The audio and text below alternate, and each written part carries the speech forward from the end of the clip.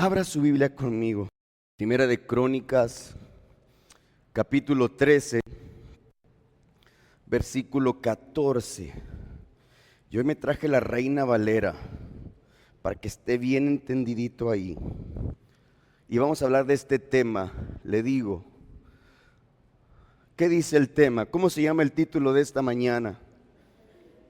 Dígalo conmigo fuerte. Wow.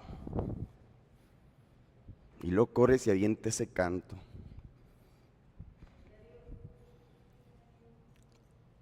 Tome su Biblia en sus manos para hacer una oración y entregar este momento en las manos de Dios. Señor, eres tú, papá. Eres tú, Señor. Es tu presencia, Padre. Lo más importante es tu presencia palpable en nuestras vidas. Es palpable en nuestro cuerpo. Ese momento, ese sentimiento que no me lo cuenta nadie, es un sentimiento dentro. Cuando experimento un poquito de tu gloria. Ahora disponemos nuestro corazón, nuestra mente, nuestro espíritu en esta atmósfera para poder, Señor, conectarnos contigo, para que una vez más, Papá Dios, hables a nuestros corazones. Aquí está tu pueblo, aquí está la novia, escuchando tu voz, Señor, en el nombre de Jesús. Amén y amén. Vamos de lleno. A ver si puedo terminar, ya saben. Si no, continuamos. Pero mire, dice la palabra del Señor así.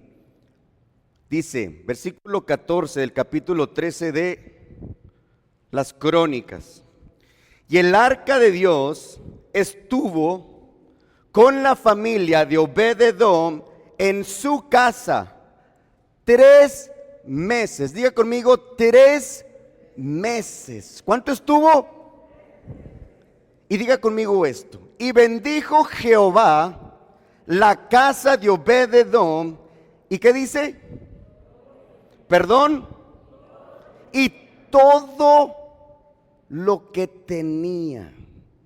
Y esta es la historia. Escúcheme con atención porque vamos a cubrir como unos 30 capítulos de la Biblia. El arca era lo más sagrado que se encontraba en el templo, en el tabernáculo que Dios le había mandado a Moisés que le construyera. Y el tabernáculo era compuesto por 3 divisiones que todos conocemos. No le mandé la foto a Santi. Y había un lugar muy especial que se llamaba el lugar santísimo, y era el lugar donde se encontraba el arca. Pedro estuvo tocando este tema hace algunos meses y habló un poquito acerca de esto. El arca era un cofre cubierto de oro. No le voy a dar muchos detalles, voy así avanzando rapidito. Y dentro de ese cofre de oro que se consideraba el arca de Dios, la presencia de Dios, estaban las tablas de Moisés, la vara de Aarón que había reenverdecido dentro impresionantemente, y una muestra del maná del cielo que Dios les dio al pueblo de Israel en el desierto. ¿Recuerdan eso, verdad? Los alimentó por muchísimos años.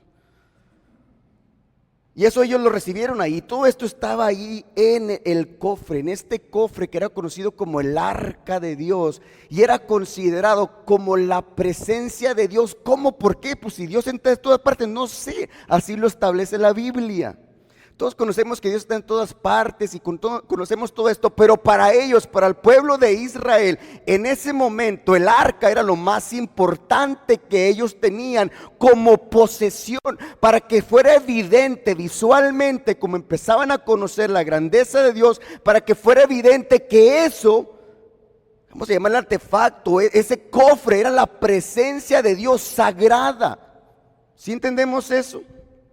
Solamente Moisés podía hablar con Dios y el sacerdote que entraba una vez al año. El pueblo de Israel también transportaba el arca delante de ellos en su marcha por el desierto. Iba el arca delante de ellos guiándolos, la presencia de Dios guiando al pueblo de Israel por todo el desierto. ¿sí? También el arca iba delante de ellos cuando cruzaron el Jordán, ya con Josué a cargo del pueblo de Israel. Estoy muy agitado, déjenme controlar un poquito. El arca también fue llevada en la batalla cuando iban a conquistar la tierra. Cuando entendemos la historia, cuando se enfrentaron al pueblo de Jericó, el arca iba delante de ellos y recuerdan todos que dieron 7 vueltas y gritaron y las murallas cayeron y pudieron conquistar la primera ciudad, ¿verdad?, de la tierra prometida. El arca iba delante de ellos. Años después, muchas veces el arca fue llevada a la guerra y cuando iban perdiendo una batalla, el arca venía y daba la victoria. Donde estaba el arca estaba la presencia de Dios, evidentemente. Donde estaba el arca estaba la bendición. Donde estaba el arca estaba la victoria para el pueblo de Israel. ¿Vamos bien?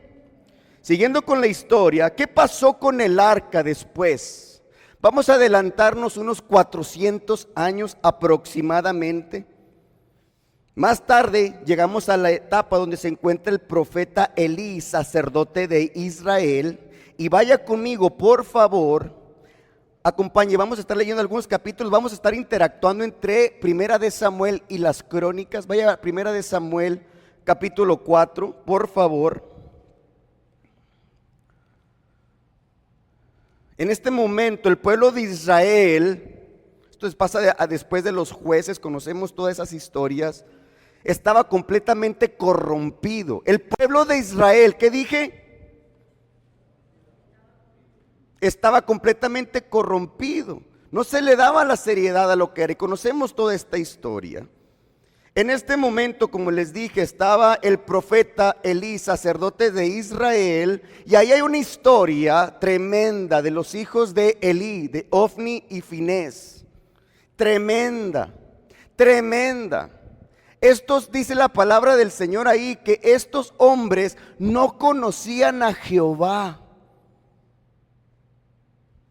Eran hijos del sacerdote y trabajaban y ejercían el sacerdocio no conociendo a Jehová. Ah, caray, ¿cómo está eso? Esto quiere decir que el pueblo de Israel, en todo esto que les estoy diciendo y que les digo que estaban corrompidos, que estaban apartando, pero el pueblo de Israel por costumbre siempre seguía sus mismas reglas. Había los sacrificios, había los sacerdotes, estaba el tabernáculo, estaba el arca, pero cuando se dice la palabra que estos hombres no conocían a Jehová su Dios, era por su comportamiento y por la seriedad que ellos tenían que tenerle al único y verdadero Dios para ellos. Tanto era esto, no hay niños aquí, que estos hombres tenían relaciones sexuales con las mujeres que cuidaban el tabernáculo, los sacerdotes, los que representaban el sacerdocio, pero no conocían a Dios, no se le daba la seriedad. Mírenlo después, miren, en el capítulo 4 de Primera de Samuel, en aquellos días los israelitas salieron a enfrentar a los filisteos. Ahora sí, versículo 2, Reina Valera, Primera de Samuel, capítulo 2. Que como Santi escribe bien rápido. Dice, por si no lo tiene ahí, acá va a estar en la pantalla, en la Reina Valera. Dice el versículo 2 del capítulo 4. Y los filisteos presentaron la batalla a Israel, trabándose el combate, o sea, hubo trabas ahí. Israel fue vencido delante de los filisteos. ¿Qué fue? ¿Qué dice? Israel fue ¿qué? Vencido. Fueron derrotados delante de los filisteos, los cuales hirieron en la batalla en el campo como a 4,000 hombres. ¿Lo está viendo ahí? Sino aquí está atrás. Versículo 3, muy importante. Cuando volvió el pueblo al campamento, cuando volvieron de la batalla derrotados al campamento, los ancianos de Israel dijeron en forma de pregunta: ¿por qué nos ha herido hoy quién? ¿Cómo? ¿Cómo que Jehová? O sea, ¿Jehová estaba con los filisteos para derrotar a su propio pueblo? ¿Por qué dice eso? No tenían una relación. No eran, ellos mismos ni se consideraban. Y todo lo veían, no entendían estas palabras. Así lo muestra la palabra. Y luego miren lo que dicen a continuación. Traigamos a nosotros de Silo, donde se encontraba el arca. El profeta Elí, el sacerdote, vivía al ladito del tabernáculo donde se encontraba el arca de Dios, la presencia de Dios, el cofre que le acabo de explicar. Y dice, traigamos a nosotros de Silo el arca del pacto de Jehová, para que viniendo entre nosotros nos salve de la mano de nuestros enemigos. O sea, era una medallita de oro, era un cuarzo, que era el arca. Para ellos era como de repente, ponían de repente, como le puse aquí, perdón, la usaban como un amuleto. Ellos cogieron el arca como un amuleto de la buena suerte, porque estaban acostumbrados a que la presencia de Dios, cuando ellos tenían el arca, además que conocían las historias, que cuando el arca iba delante de ellos en la conquista de la tierra que ellos ahora disfrutaban, y se mencionaba que el arca iba delante, y gritaron, y dieron 7 vueltas, y gritaron, y pudieron conquistarla. Ellos tenían todo esto en la mente. No tenían una relación con Jehová su Dios, que dice Deuteronomio 6:5, llamarás a Jehová tu Dios con todo tu corazón, con toda tu alma y con todas tus fuerzas. Ellos no tenían esta relación, pero sí sabían que el arca era poderoso, era la presencia de Dios, y quisieron usar de cierta manera el arca, como todas esas historias que ellos conocían. Traigamos el arca, porque si el arca va delante de nosotros, podremos vencer a nuestros enemigos. ¿Vamos bien? Ellos dijeron, traigan el arca, porque estaban perdiendo la batalla, porque ellos estaban acostumbrados a esto. Pero ¿qué resulta? Resulta que en esta ocasión los filisteos ganaron la batalla. Y no solo ganaron la batalla, sino que se llevaron el arca. La presencia, lo más sagrado visualmente que ellos tenían, su salvación, su relación con Dios, ya la habían perdido, no la tenían. Lo único que les quedaba a ellos en visualmente era de cierta manera la presencia en ese cofre. Pero ¿qué resulta? No nomás los derrotan, les quitan lo más sagrado que ellos tenían. Fueron derrotados, se robaron el arca. Entonces, ¿qué es lo que sucede? Un hombre sale con vida de ahí y va corriendo hasta Silo, donde se encontraba el arca. Y cuando escuchó y fue, yo imagino a este hombre completamente devastado, y cuando entró y empezó a explicar lo que había sucedido, todo el pueblo gimió con angustia, porque de cierta manera entendieron, aunque no tenían su relación con Dios, aunque su relación no era algo delante de ellos que podían tener, decir, este es Jehová mi Dios, porque aún pensaban que el Señor usaba a sus enemigos para derrotarlos, pero sí entendían lo que era el arca. Y también este hombre llamado Elí, sacerdote, que en este momento, si usted lee ahí esa porción, todos estos capítulos, era un hombre ya de 98 años que estaba sobrepeso. Y cuando escuchó a la gente que gritó, y vino este hombre a decirle que le habían robado el arca, dice la palabra que él del semejante noticia, entendiendo en su mente, porque era muy anciano ya, entendiendo en su mente en ese momento, yo me imagino que empezó a conectar las cosas, sabiendo que a quien había puesto de encargo en el templo, en el tabernáculo, de encargo a quienes él había puesto por decisión propia cuidar la presencia de Dios, eran sus hijos que la habían corrompido. Imagínense eso. Se cayó de la impresión de la noticia, de saber lo que él entendía. Era el sacerdote de Israel en este momento. Él entendía eso, se cayó de espaldas, se desnucó y murió en ese momento. El sacerdote.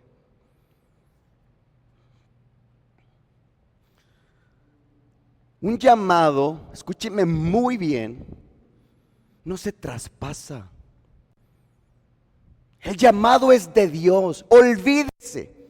Para que aquellos que de repente son hijos de pastores, olvídese. Usted tiene que tener un llamado de Dios. Eso no se traspasa. Un llamado no se traspasa.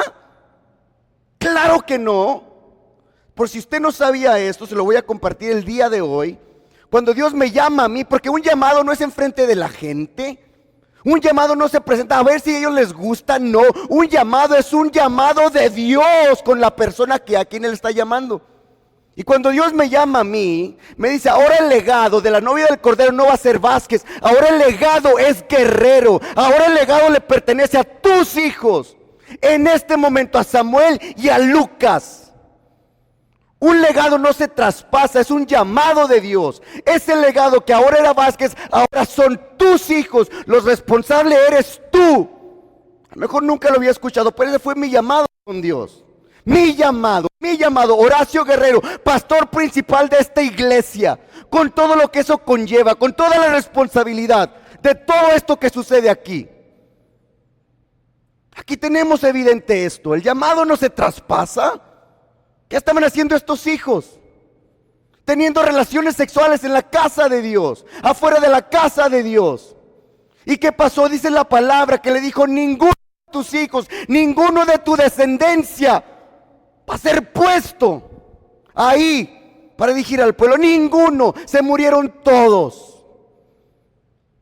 Todo eso está ahí en esos capítulos. Todo eso está ahí en esos capítulos. Y en ese momento el Señor ya estaba trabajando con un niño que se llamaba Samuel.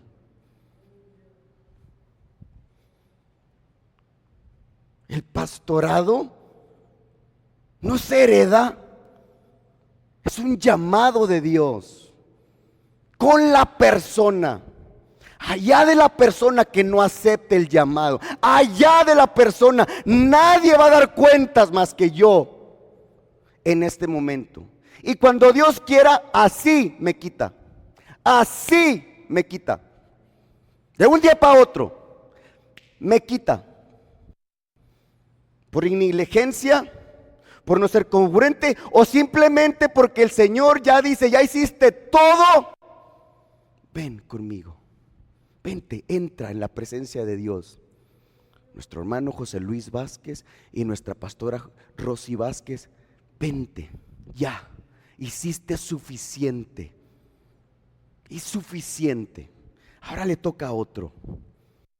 Hoy, mañana, pasado, en 5, en 10, no me importa. Cuando Dios me llame a su presencia, yo estoy listo. Pueden ser 30, 40 años, no me interesa. Yo estoy listo ahorita. Entonces, que quede ahí muy claro. Está grabado. Está grabado ahí. El pastorado no se hereda. El pastorado es un llamado. Y no estoy hablando enojado con nadie de ustedes. Estoy en la presencia, es el Espíritu Santo. Que quede muy evidente. Ni esta iglesia nos pertenece. No nos pertenece, es de Dios. Y Él va a usar a quien Él quiera. A quien Él quiera. No tiene que ser Guerrero, no tiene que ser Vázquez. Al que Él quiera. Prepárese, porque a lo mejor lo llama uno de ustedes. Prepárese, yo se lo paso así, mire. Si el Señor me llama a su presencia, se lo paso así, de verdad.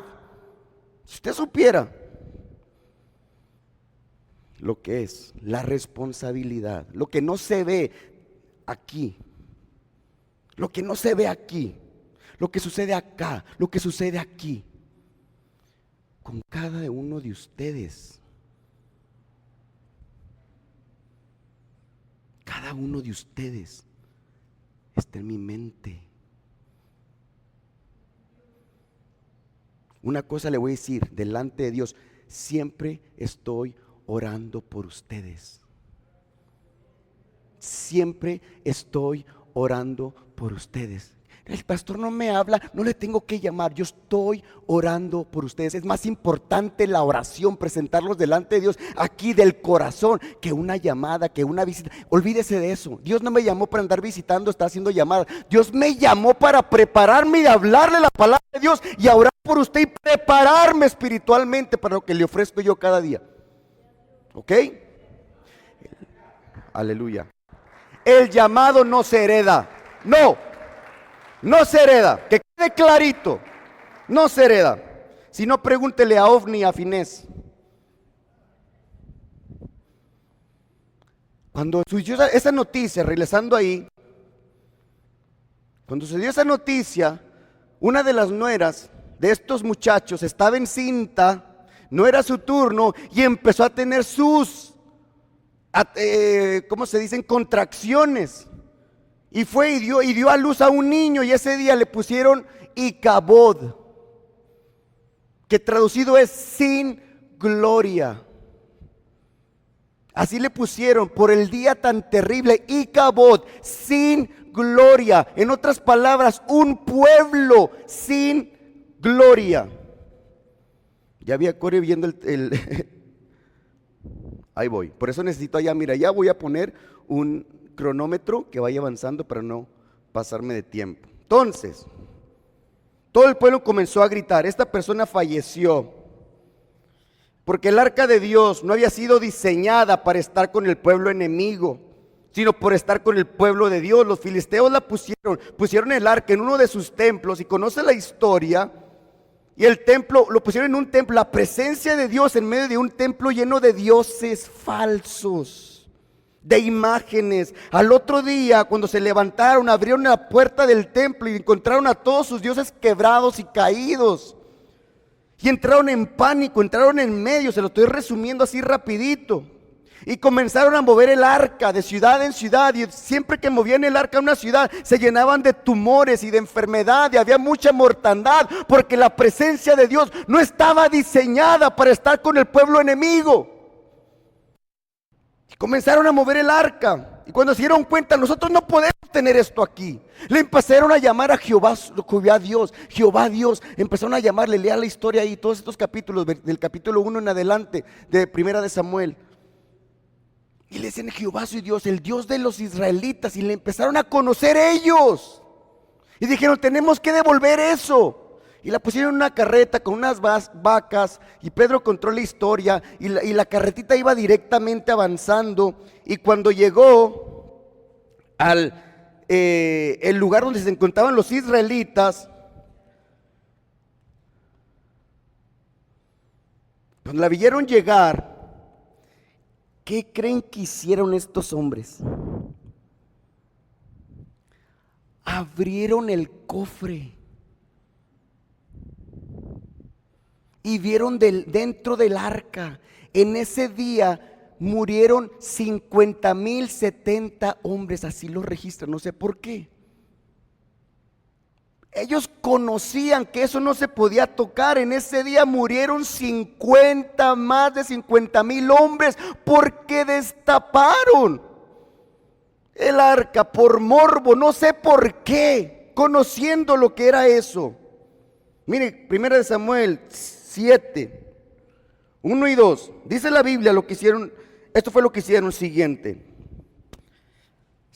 Primera de Samuel 7, 1 y 2. Vinieron los de Kiriat Jearim y llevaron el arca de Jehová y la pusieron en casa de un hombre que se llamaba Abinadab, situada en el collado, y santificaron a Eleazar, su hijo, para que guardase el arca de Jehová.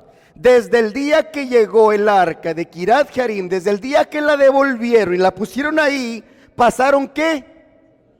¿Cómo? ¿Y lo que dice? ¿Cuántos? 20 años. 20 años. Lo que leímos al principio. Véame acá, por favor. Y la pusieron ahí cuando la regresaron por 20 años. ¿Qué leímos al principio en Primera de Crónicas 13 a 14? y la presencia, el arca de Dios, la pusieron en la casa de Obed-edom. ¿Cuántos meses? ¿Cuántos? ¿Y qué pasó con él? Dios lo bendijo a él, a su casa y todo lo que tenía. ¿Cuánto duró ahí? ¿Cuánto? ¿Y cuántos la pusieron aquí? ¿Cuántos? Ah, caray. ¿Qué pasó ahí?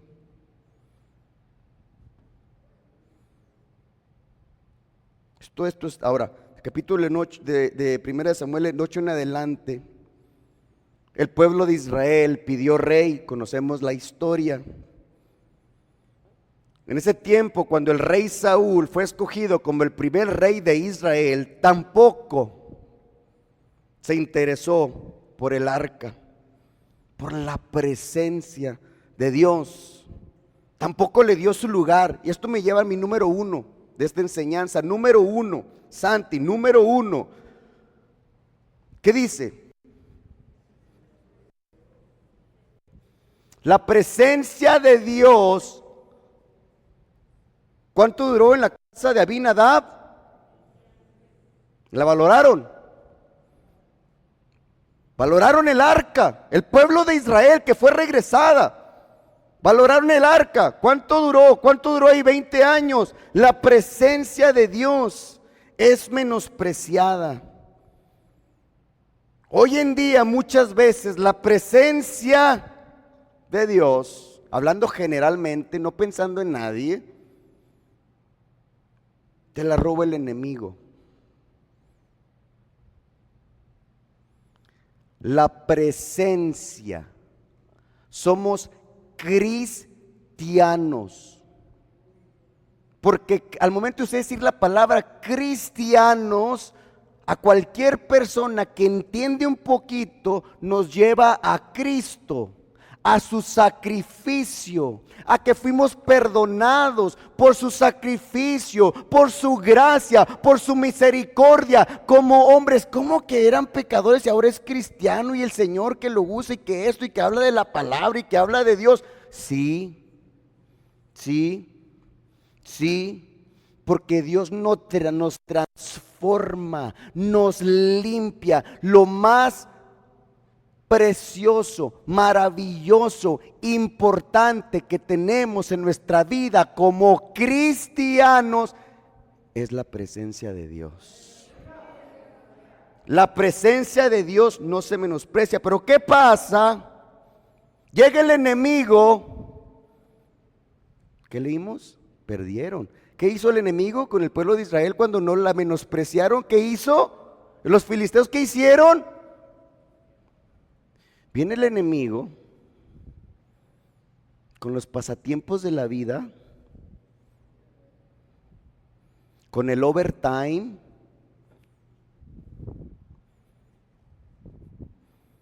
con las actividades de los niños en el deporte. Y no estoy hablando de nadie, créame, no tengo nada, mi mente está clara y tranquila ahorita. Generalmente. Allá el chiquito dijo amén. Viene el enemigo y te la roba. Vienen las preocupaciones.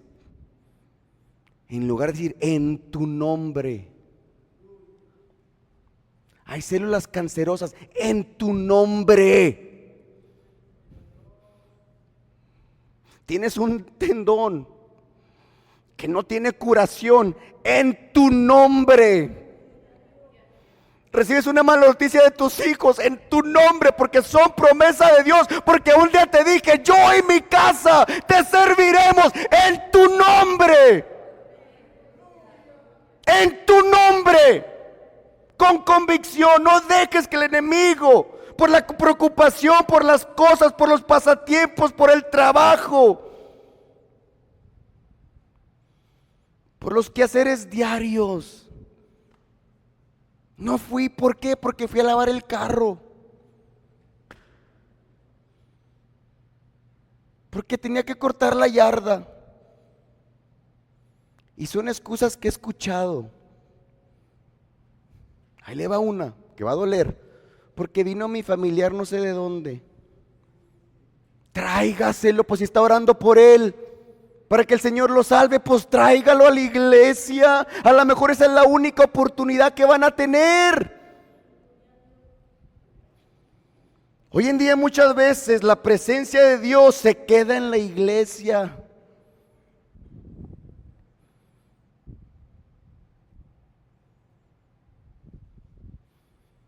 Porque al cristiano moderno no le gusta la oración. La única oración que hacen, o una de las oraciones que hacen, la hacen en la iglesia. Dejan su cofre en el tabernáculo.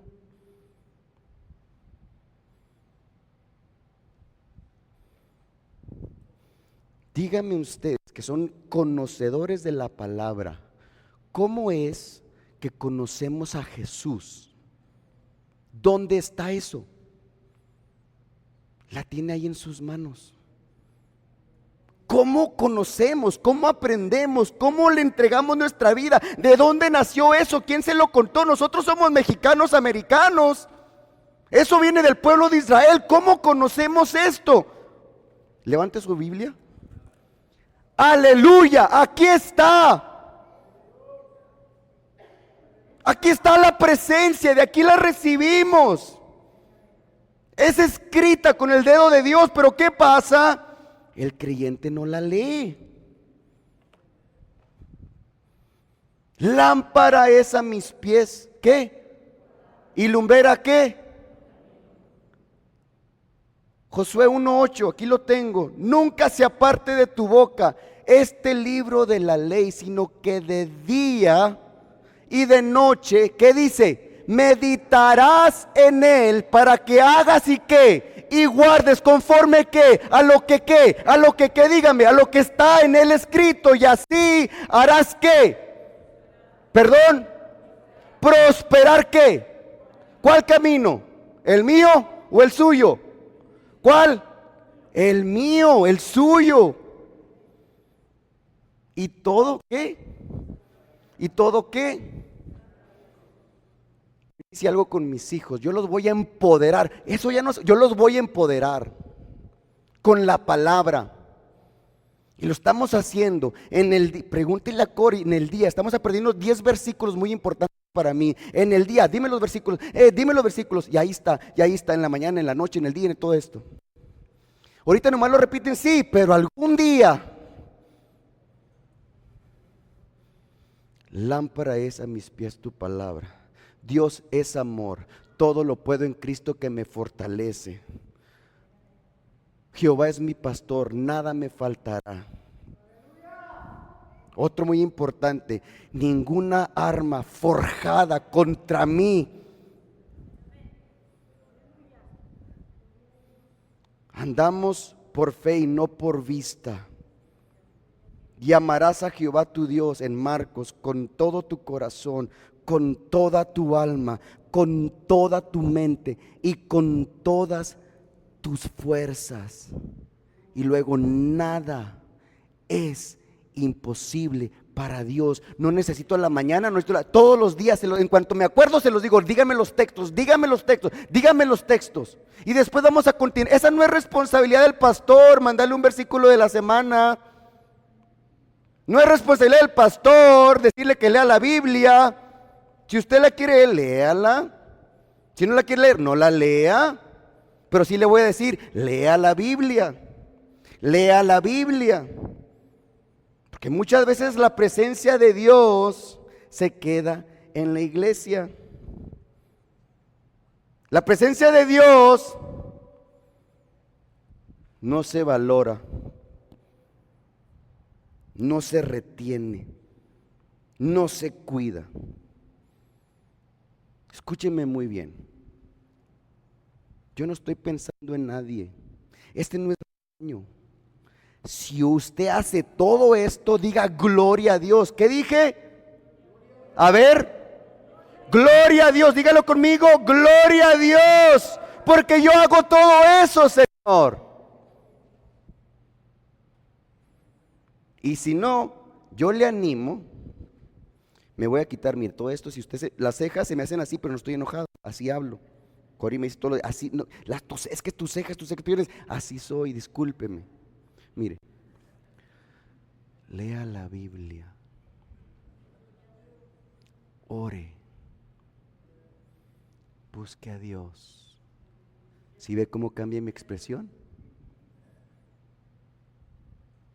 Busquen a Dios. Busquen, anhelen su presencia. Valoremos juntos su presencia.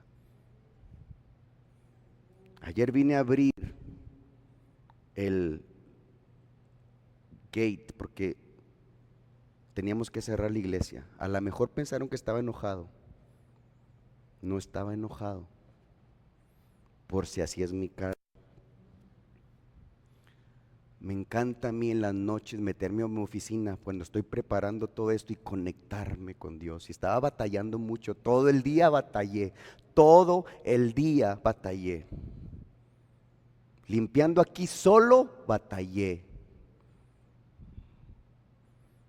Batallé, porque soy humano. Porque soy humano. No estaba molesto, estaba meditando en lo que estaba preparando para compartirles la palabra de Dios en este día. Delante de Dios. Miren lo que dice. Regrese por favor a Crónicas, primera de Crónicas 13, 2 en adelante. Después de todo esto, se levantó un rey llamado David, que dijo: traigamos el arca de regreso a nosotros. Versículo 2 y 3 del capítulo 13 de Primera de Crónicas. Y dijo David a toda la asamblea de Israel: si os parece bien, y si es la voluntad de Jehová nuestro Dios, enviaremos a todas partes por nuestros hermanos que han quedado en toda la tierra de Israel, y por los sacerdotes y los levitas que están con ellos en sus ciudades y ejidos, para que se reúnan con nosotros. ¿Y qué dice? ¿Qué dice? Y traigamos el arca de nuestro Dios a nosotros, porque desde el tiempo de Saúl no hemos hecho caso de ¿qué? De ella.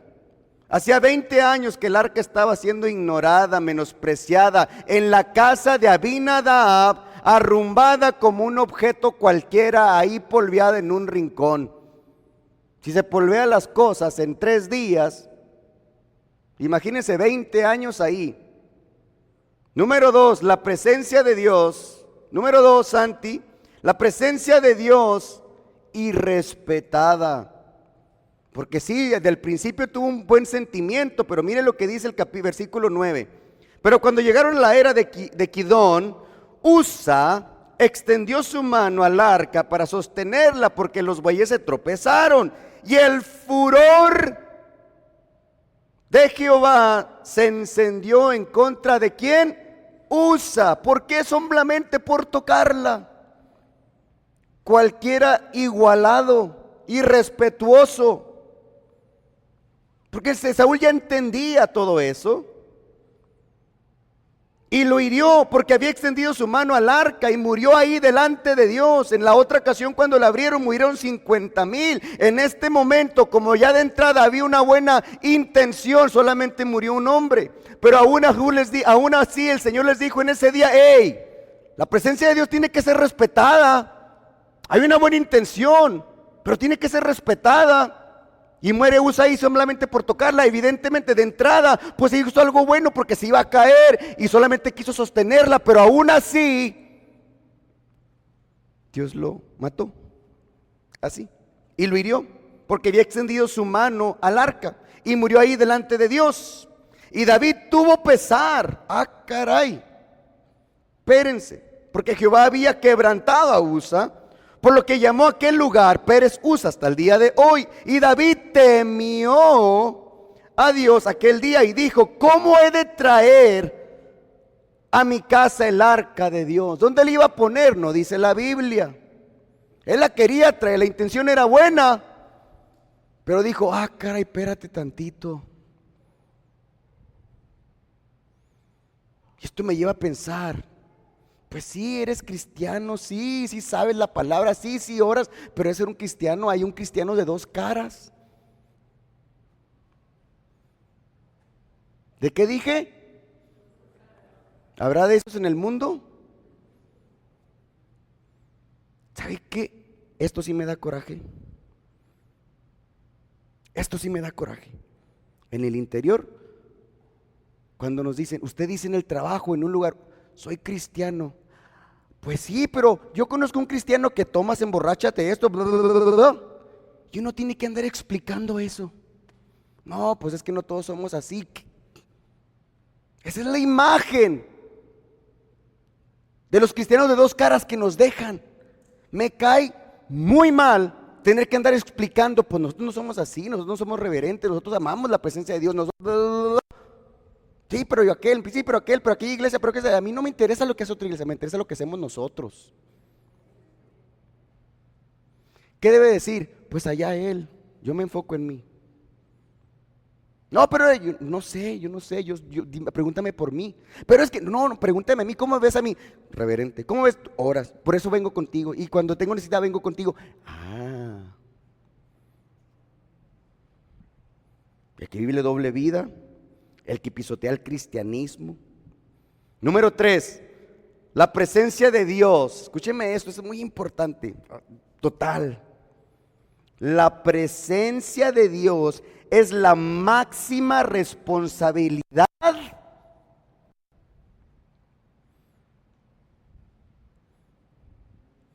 léalo conmigo, please. ¿Qué dice?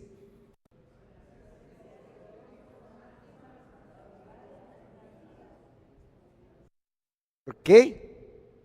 Porque eso no se dice, se vive. Si usted tiene la presencia de Dios, créame, que cuando usted habla con una persona, es más, usted llora y la persona llora, porque hay algo ahí que sucede.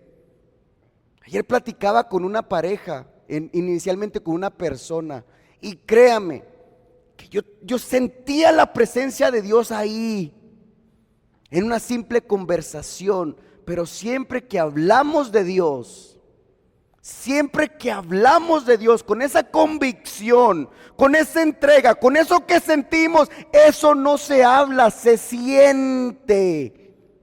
Nadie nos puede negar que somos hijos de Dios ni que somos cristianos, porque es evidente en nuestras vidas, es evidente, se siente.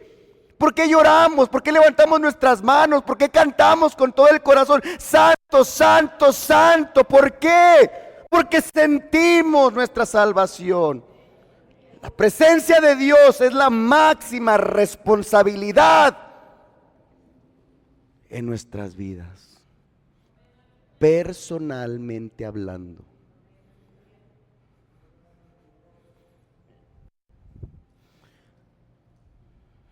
Y no trajo David el arca a su casa en la ciudad de David, sino que la llevó, aleluya, el rey, la máxima autoridad de Israel, escogido por Dios, que su corazón era conforme al corazón de Dios, que desde su niñez y su adolescencia le componía cantos allá a solas a Dios, el salmista, el sacerdote, el rey David, sabía que no se había preparado, y llevó la presencia de Dios a un hombre llamado Abinadab. Yo quiero, como pastor de esta iglesia, llevar la presencia a su casa. A su casa. Yo sé lo que yo hago. Yo quiero llevarla a su casa. Hoy, cada uno de ustedes, please. Hoy, no importa quién sea, qué nombre, qué apellido, cuántos años, no, hoy, 30 de junio, llévese su presencia a su casa, a su casa. No la deje aquí, no la encierre aquí. Llévesela a su casa. Llevemos el nombre de Dios sobre nuestros hombros. Es un honor y una responsabilidad llevar el nombre de Dios en nuestras vidas. Si tenemos la presencia de Dios en nuestra casa como primer lugar en nuestras vidas, si le damos la honra a Dios, la que Él merece, nunca más seremos iguales. Nunca más seré el mismo Horacio de hace 20, 10 años. No, yo me niego a ser ese hombre. Yo me niego a ser ese hombre. Yo soy el hombre que Dios quiere que yo sea, y no he llegado ni a siquiera 10%, pero quiero y voy hacia adelante. Yo no quiero ser uno más del montón, no lo quiero hacer. Por eso estamos pensando mi esposa y yo en cosas grandes. Nos crean o no, estamos pensando en cosas grandes y lo vamos a lograr en el nombre de Cristo Jesús. Lo vamos a lograr.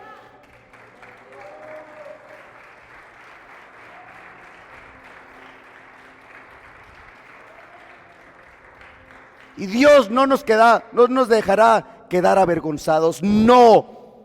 Si yo me salgo de eso, sí. Pero si yo le doy toda la gloria a Dios y primero Él va delante de nosotros y le damos toda la reverencia posible y todo lo que hagamos, hasta agarrar una triste escoba. Si lo hacemos para Dios, Dios lo prospera. No tenga en poco lo que usted hace para Dios. Un clavo, clávelo con convicción, que es la casa de Dios. A los 16 años, yo clavé todas las cabrillas de este lado. Todas las cabrillas de este lado, a los 16 años yo las clavé. El hermano Puente me enseñó. Todas.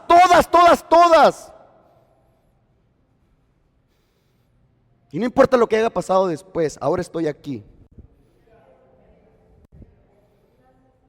Todo lo que hagamos en nuestras vidas prosperará, y toda mi casa y mis hijos y los hijos de mis hijos serán bendecidos, porque son promesa de Dios. Yo lo puedo ver aquí con mi hijo Samuelito, lo puedo ver con Lucas orando. No sé lo que va a pasar con ellos, claro que no lo sé.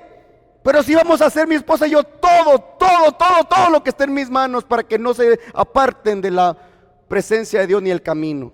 Ya ellos tomarán su propia decisión. Yo no me voy a crucificar por eso. Si ellos algún día algo sucede, bendito sea Dios que no suceda. Instruye al niño en tu camino, en su camino, perdón, en el camino de Él. Y cuando será viejo, no se apartará de él. Joab, me da mucho gusto que estés aquí, de verdad. Cuando veo amigos de la infancia, me gozo. ¿Cómo no me voy a gozar? Y no sé lo que esté pasando con su vida, pero me gozo que esté aquí, que esté en la presencia. Oro por mis amistades, oro por todos los jóvenes que pasaron por aquí. Que algún día los salve Dios. Aquí no tienen que venir aquí jamás, no, pero que los salve Dios.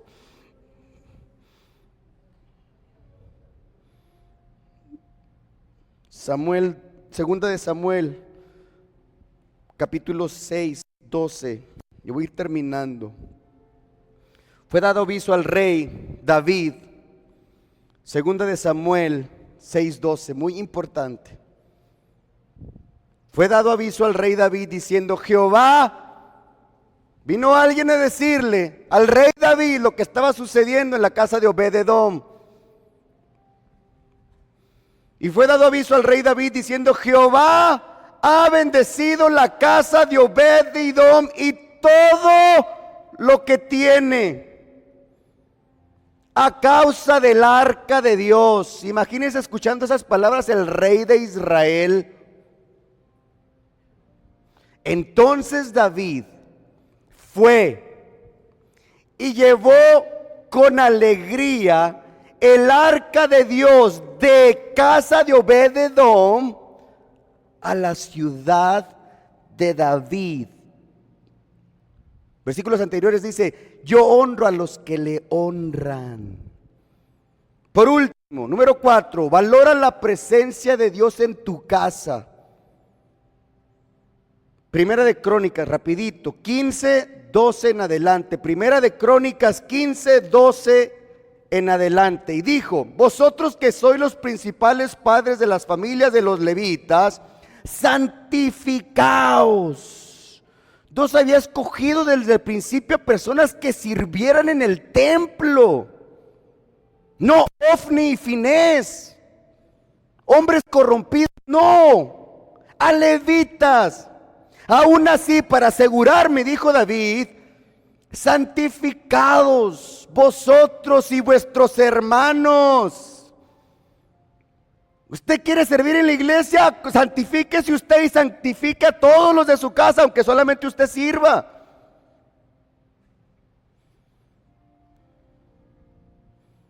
Y pasad el arca de Jehová de Dios de Israel al lugar, ahora sí, ¿qué dice?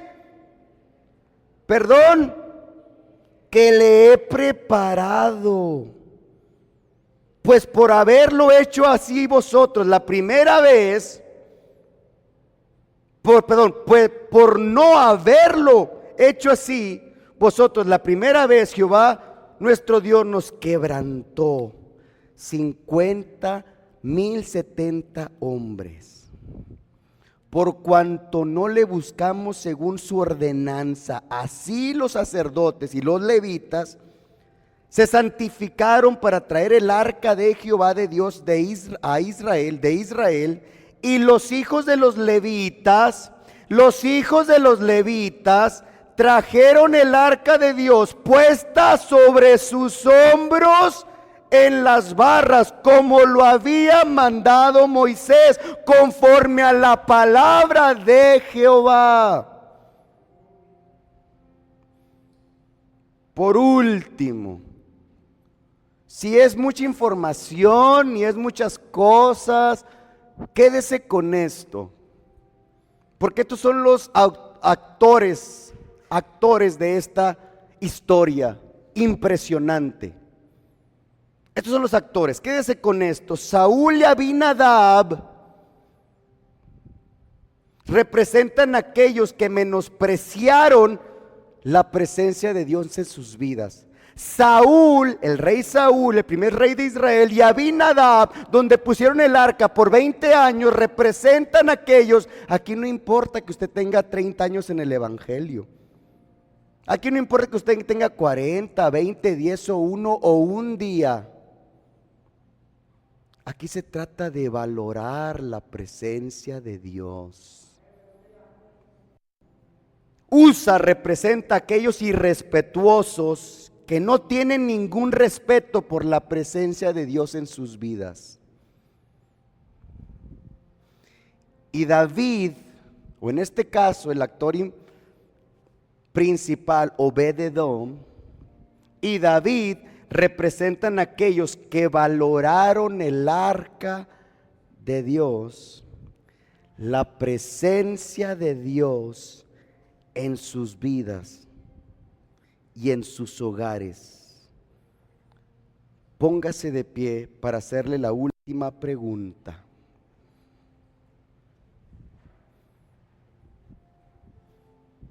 Cierre sus ojos.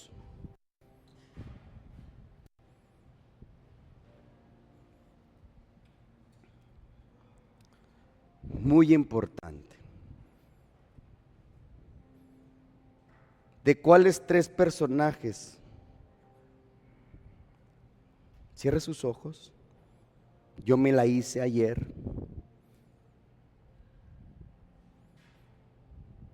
¿De cuáles de estos 3 personajes o 3 grupos de personas es usted, soy yo?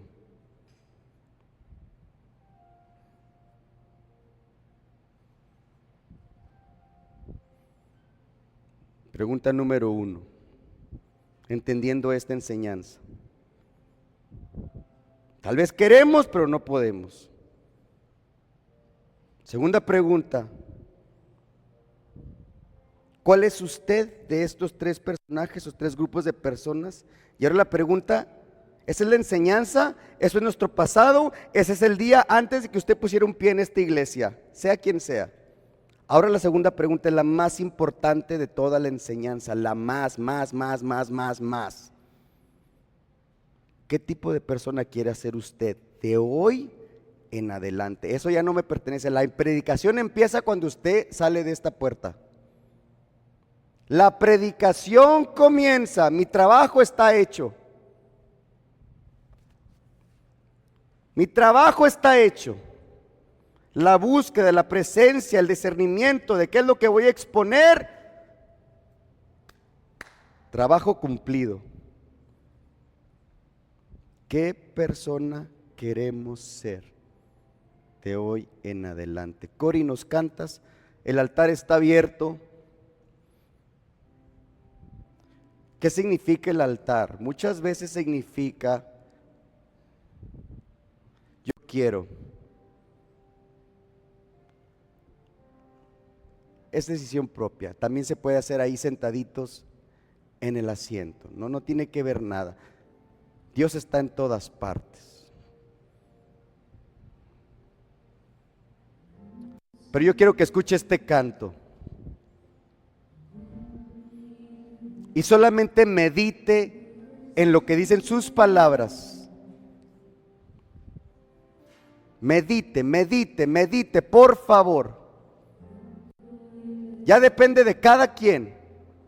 La presencia, ¿de qué hablamos? De la presencia de Dios en nuestras vidas, que significa la presencia de Dios en nuestros hogares.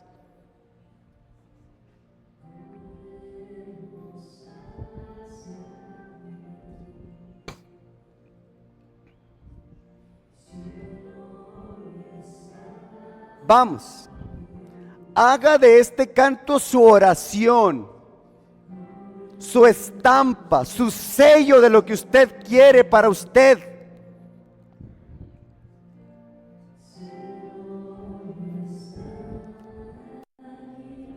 Dígalo, por favor.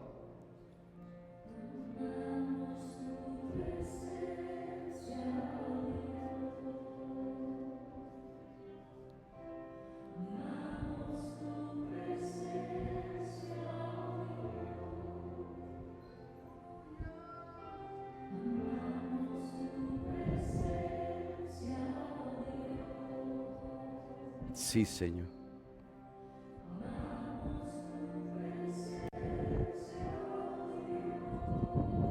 Dígalo, por favor.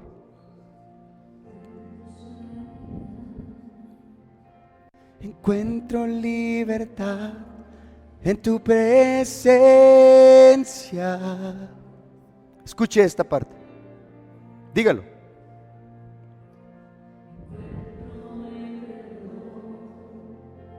Encuentro salvación en tu presencia.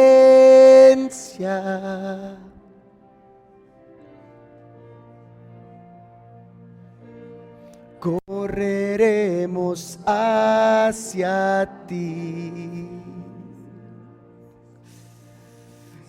Hoy está aquí. Dígalo, dígalo. Correremos hacia. Vamos, dígalo.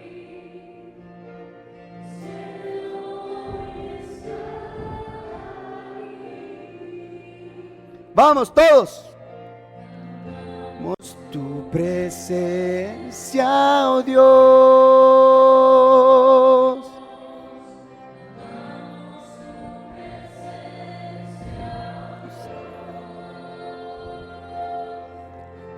Amamos tu presencia, oh Dios.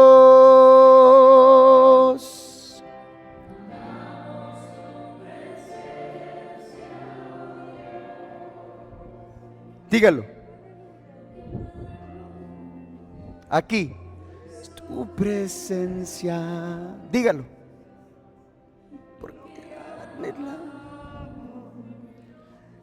tu presencia. Amamos tu presencia aquí. Desciende, Señor. Desciende, Señor.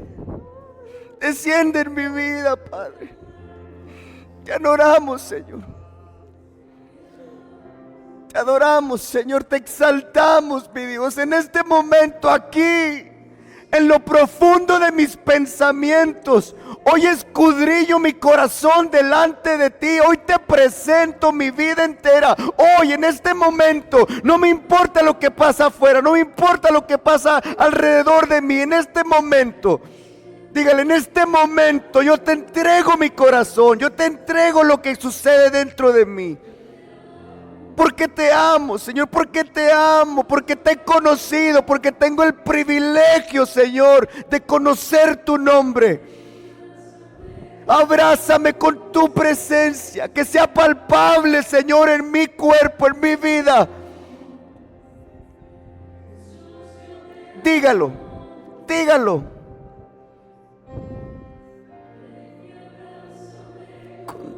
Abrázame con tu presencia. Abrázame con tu presencia, Señor.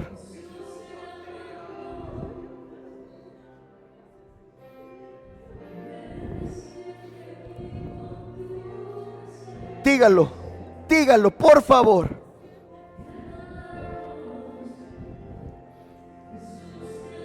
Te anhelamos, papá, te anhelamos, Señor, te anhelamos, Dios, te anhelamos. Tome la mano de su esposa, apriétela y dígale, Señor, juntos, a una sola voz, dígalo. Te amamos, Jesús, te amamos. Porque muchas veces es lo único que tenemos. Muchas veces es lo único que poseemos, su presencia. Dígalo, levante su voz. Presencia.